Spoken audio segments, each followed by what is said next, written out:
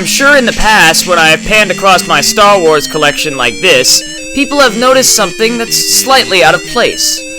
Near my original 12 and 2 blue snags, I have this Snowtrooper. Now what's this Snowtrooper doing over here with the original 12 and the blue snags, when he should be over here with all my other figures, including my Empire Strikes Back figures, which I have very little of?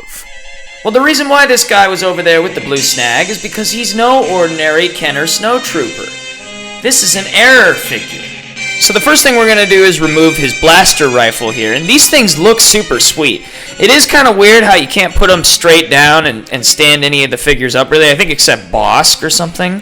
He might be tall enough. But the thing is with this figure is that one leg is shorter than the other. But the other thing is, just like with the blue snag, this was my childhood Snowtrooper. So I had no idea when I played with him as a kid that this is how he was supposed to be. I had a Hasbro one that was newer, but this is the only vintage Kenner Snowtrooper that I had.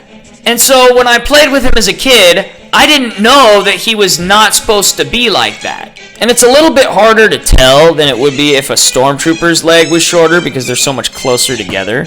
But you can see, if you put it real close, this leg is significantly shorter than the other.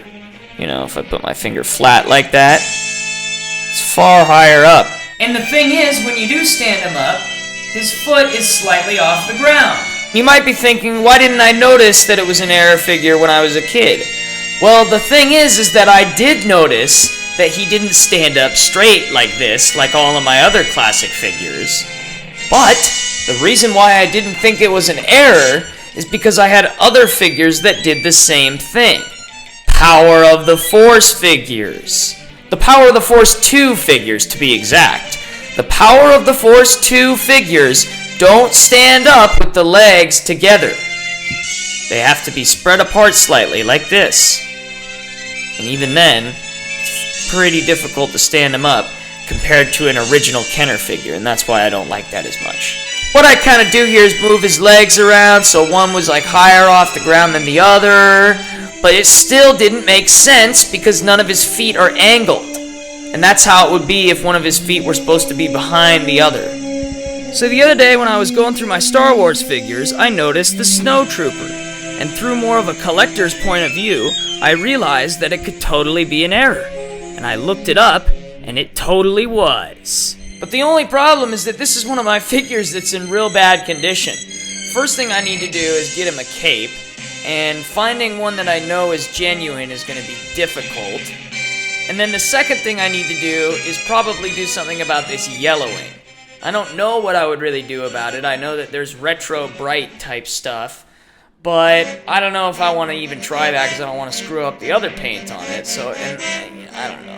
But then again, some collectors really don't like restoration. I mean, I understand why they wouldn't like reproduction stuff, like a reproduction cape, reproduction weapon, and a reproduction, like, sticker, even if it was something with a sticker. But in my opinion, using retro bright is a form of cleaning, and cleaning the figure doesn't devalue it. A question that I propose to some collectors is that if you were to repaint a figure, that obviously would devalue it, right?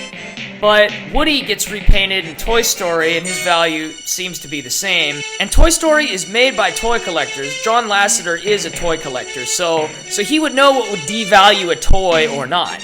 And Woody obviously gets repainted in Toy Story 2, so I don't really know if repainting a figure would devalue it. From prior knowledge, I'm not quite sure. I haven't looked into it enough. But then again, it would be less valuable than something that has the original paint on it.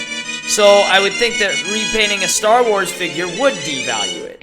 But maybe it was something like Woody, where it was more of a handmade toy. It's a little bit different. I'm not sure. But I can totally see why Star Wars collectors don't like repainted figures, because the ones with the original paint should actually be more valuable.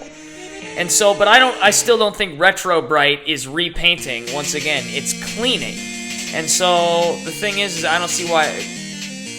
But once again, Retro Bright isn't repainting. It's more like cleaning.